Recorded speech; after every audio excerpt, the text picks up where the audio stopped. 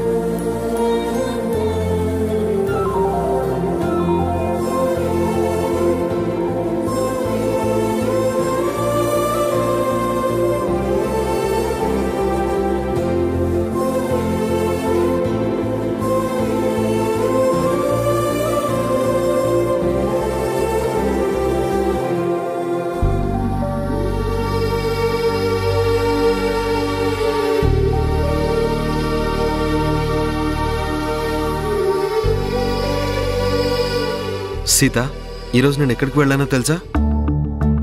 రాణి వాళ్ళ ఇంటికి వెళ్ళాను. రాధాని చెక్ చేశాను, చాలా రికవర్ అయ్యాడు. మీరు సూపర్ బ్రో. తనకి సర్జరీ చేయించారు.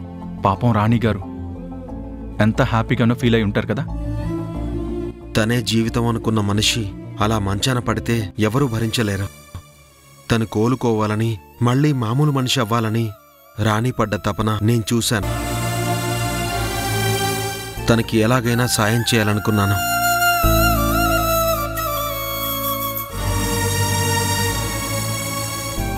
కానీ ఆ రోజు డాక్టర్ గారు సర్జరీ చెయ్యను అని చెప్పేసరికి ఏం చేయాలో నాకు అర్థం కాలేదు.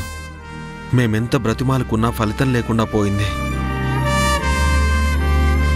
అనుకోకుండా రాణి వాళ్ల తమ్ముడు గోపి చెప్పడంతో మళ్ళీ ఆయన రావడం, సర్జరీ చేయడం అంతా ఒక మిరాకిల్లా జరిగింది. ఇప్పుడు రాధా పూర్తిగా కోలుకుంటున్నాడు. రాణి కూడా చాలా హ్యాపీగా ఫీల్ అవుతోంది. రాధా తొందరలోనే లేచి నడుస్తాడని చెప్పడంతో వాళ్ళింట్లో ఒక పండగలాగా ఉంది. నాకు చాలా హ్యాపీగా ఉంది సార్. అక్క కళ్ళల్లో నిజమైన ఆనందాన్ని ఈరోజు మీరు చూసుంటారు. నేను చూడలేకపోయినా కానీ అక్క ఎంత సంతోషంగా ఉంటుందో నేను ఊహించుకోగలను. తను ఎంతో ఇష్టంగా పెంచినా నేను దూరమయ్యాను, అన్నయ్య దూరమయ్యాడు. తను ప్రేమించిన రాధా గారికి అలా అయ్యేసరికి అక్క నిజంగానే తట్టుకోలేకపోయింది. మళ్ళీ ఇప్పుడు రాధా గారు మామూలు మనిషి అవుతున్నారంటే అక్క ఆనందానికి అవధులే ఉండవు. సీత, రాణి నీ గురించి కూడా చెప్పింది. ఆ రోజు నువ్వే సాయం చేసి ఉండకపోతే ఈ ఆపరేషన్ జరుగుండేది కాదని తను చాలా హ్యాపీగా ఫీల్ అయింది. అందరూ కలుసుంటే ఎంత బాగుంటుందో కదా. అవునండి, ఎవరు ఎవరికి సొంతమో, ఎవరు ఎవరి దగ్గరుండాలో ఆ దేవుడు ఎప్పుడో రాసేస్తాడు. వాళ్ళు అక్కడే ఉంటేనే బాగుంటుంది, వాళ్లతో కలిసుంటేనే బాగుంటుంది. అవును, నువ్వు చెప్పింది నిజం సీత. ఈరోజు ఉదయం సమంత హాస్పిటల్కి వచ్చింది. తను వంశీకి దూరం అవుతున్నందుకు ఎంతో బాధపడింది. చూడు బ్రో, నేను నీ మంచి కోరుకునేవాన్ని అనుకుంటే నేను చెప్పేది వింటావా? నువ్వేం చెప్పినా వింటాను, కానీ అది సమంత గురించే అయితే నేను వినను. దయచేసి అర్థం చేసుకో. అది కాదు బ్రో, తను తప్పు చేసిందని నువ్వనుకుంటున్నావు. కానీ ఆ తప్పును తెలుసుకుని ఇప్పుడు నీ గురించి ఎంతో బాధపడుతుందని నాకు అర్థమైంది. నువ్వు లేకుండా తను బ్రతకలేనంటుంది. అలాంటి బ్రతికే కన్నా చచ్చిపోవడమే మంచిదంటుంది. ఒక మనిషి ప్రాణాలు తీసుకునే స్థాయికి వచ్చిందంటే తను ఎంతలా ప్రేమించిందో అర్థమవుతుంది కదా. అంతగా ప్రేమించిన మనిషికి నువ్వు దూరం అవడం కరెక్ట్ కాదేమో. మీరు చెప్పింది నిజమే బ్రో. మనస్ఫూర్తిగా ప్రేమించిన మనిషికి దూరంగా ఉండడం నిజంగా నరకమే. ప్రేమను అర్థం చేసుకోవాలి, ప్రేమించిన వాళ్ళని దగ్గరికి తీసుకోవాలి, ప్రేమను గెలిపించాలి. అందుకే నేను ప్రేమించిన మనిషి కోసం నేను చూస్తున్నాను. నన్ను మోసం చేసి పెళ్లి చేసుకున్న సమంత ప్రేమని నమ్మలేకపోతున్నాను. తనది మీ అందరికీ ప్రేమగా కనిపించినా మోసమని నాకు తెలుసు. ఆ మోసం ఎప్పటికీ గెలవకూడదని వాళ్ళింటికి వెళ్ళి సమంత నా జీవితంలో లేదు అని చెప్పేసొచ్చాను. విడాకులివ్వడానికి నేను ఈ క్షణాన్ని కూడా సిద్ధంగా ఉన్నాను. ఇంకెప్పటికీ సమంతతో కలవలేను. మా ఇద్దరిని కలపాలని మీరు చూడకండి బ్రో, ప్లీజ్.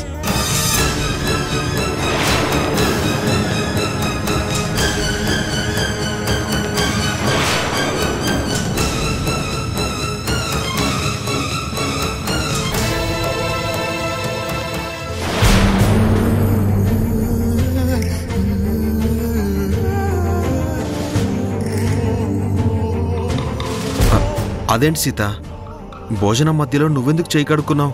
ఆకలి చచ్చిపోయింది సార్, తినాలనిపించటం లేదు. మరోలా అనుకోకండి.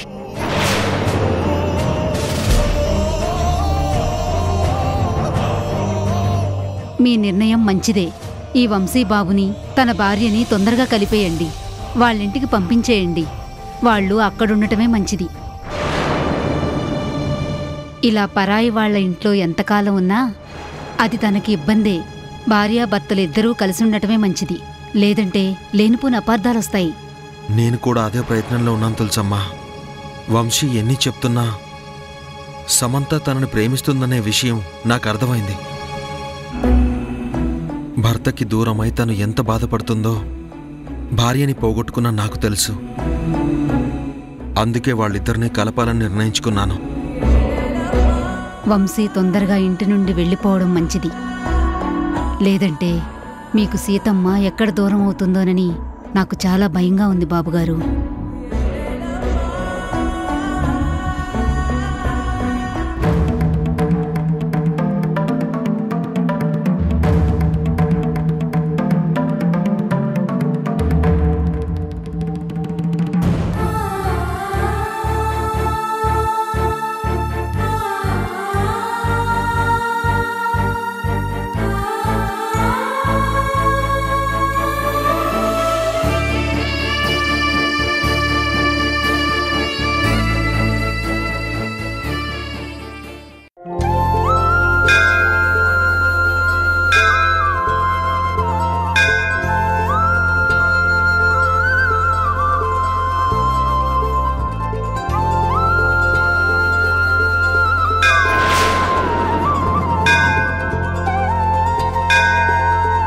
స్వామి, సమంత లాకెట్ ఇంట్లోనే ఉంది. ఈ లాకెట్ వర్షాది అని నాకు అర్థం అయ్యింది. పూజారి గారు ఇంటికి తీసుకొచ్చిచ్చారు అంటే నా వర్ష ఇక్కడికొచ్చిందని నాకు తెలుస్తోంది. మమ్మల్ని కలపడానికి నువ్వు ఈ ఆధారాన్ని చూపించావని అర్థమయ్యింది స్వామి.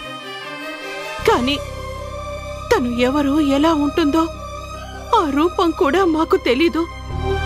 అందుకే తెలుసుకోవాలని వచ్చాను. పూజారి గారి ద్వారా మా మనవరాలు మాకు కనిపించేలా చెయ్యి స్వామి. ఆనందకర్పూరమంగళ నీరాజనం దర్శయామి, నమస్కరోమి.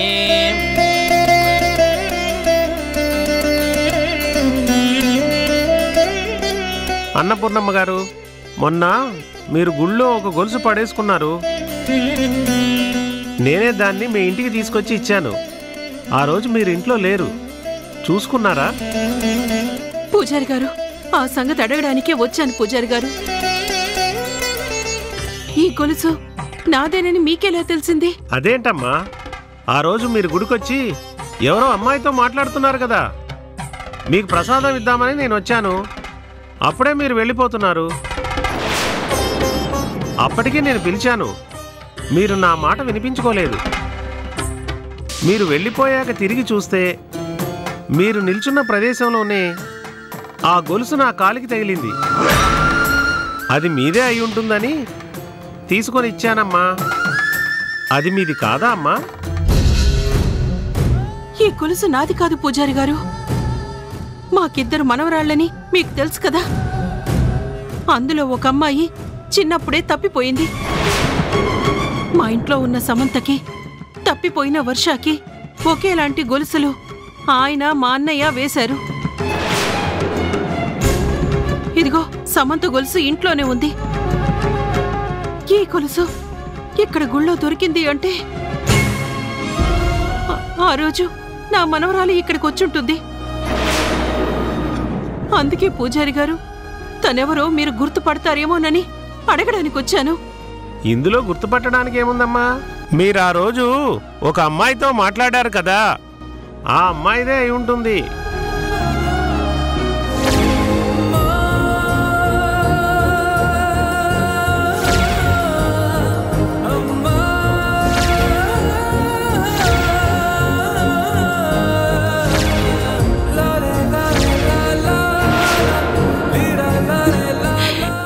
అన్నపూర్ణమ్మ గారు, ఏమైంది?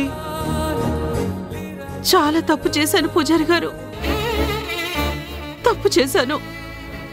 ఆ రోజు నేను మాట్లాడింది నా మనవరాలితోనే. తనే నా మనవరాలని తెలియక తనని ఎన్నో మాటలన్నాను. మా సమంత జీవితాన్ని పాడు చెయ్యొద్దు, అలా చేస్తే నాశనం అయిపోతావని నేనే నా మనవరాల్ని శపించాను.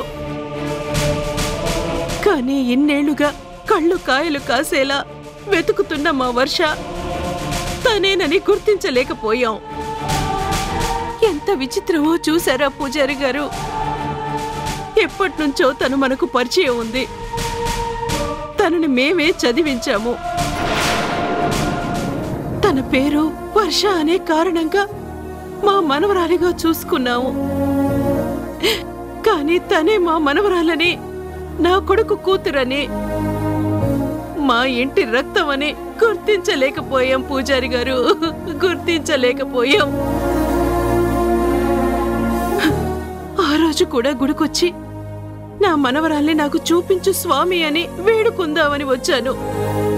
అంతలోనే వర్షాన్ని చూసేసరికి కోపంతో తిట్టి వెళ్ళిపోయాను. కానీ కోరుకోకుండానే ఆ దేవుడు కరుణించాడని, నా మనవరాల్ని నాకు చూపించాడని తెలుసుకోలేకపోయాను పూజారి గారు. అమ్మా, ఆ దేవుడి లీలలు ఎవ్వరికీ అర్థం కావు. మన వాళ్ళని మన కళ్ళ ముందే ఉంచుతాడు. కానీ వాళ్ళని గుర్తుపట్టకుండా ఒక మాయతెరని వేస్తాడు. అది ఎప్పుడు తీసేయాలో ఆ స్వామివారికే తెలుసు. ఇన్నేళ్ల మీ తపన ఫలించిందమ్మా. మీ మనవరాల్ని మీకు దగ్గర చేయాలని స్వామి నిర్ణయించుకున్నారు కాబట్టి ఆధారాన్ని చూపించారమ్మా.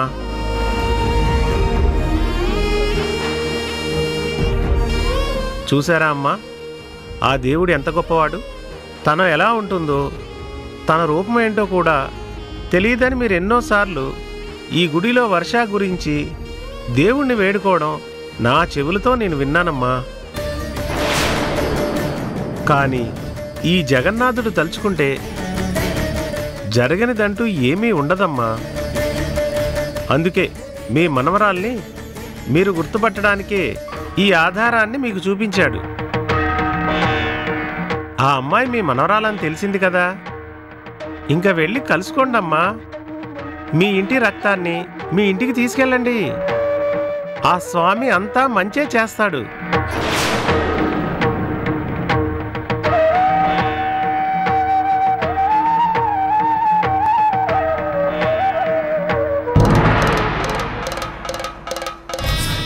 చాలు స్వామి, చాలు. ఎన్ని సంవత్సరాల మా నిరీక్షణకి ఇంత గొప్ప వరం ఇస్తావని ఎప్పుడూ ఊహించలేదు. ఎప్పుడు వస్తుందా అని ప్రతిరోజు గుమ్మం వైపు నేను ఆయన చూసేవాళ్ళం. కానీ వర్ష రాకపోయేసరికి నా మనవరాలు ఈ రోజు కూడా రాలేదే అని మేము బాధపడని రోజంటూ లేదు. కానీ మా కళ్ళ ముందే ఉంటున్న వర్షయే మా మనవరాలని పోల్చుకోలేకపోవడం ఎంత అమాయకత్వం కదా. ఇప్పటికైనా తన జాడ చూపించావు. చాలా సంతోషం స్వామి, చాలా సంతోషం.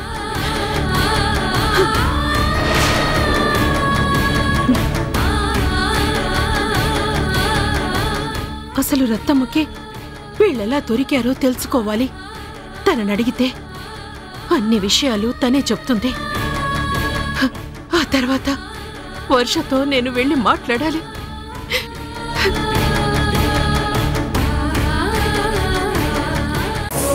రాణి వర్షాల్లాంటి ఇద్దరు ఆణిముత్యాల్ని కన్నావు.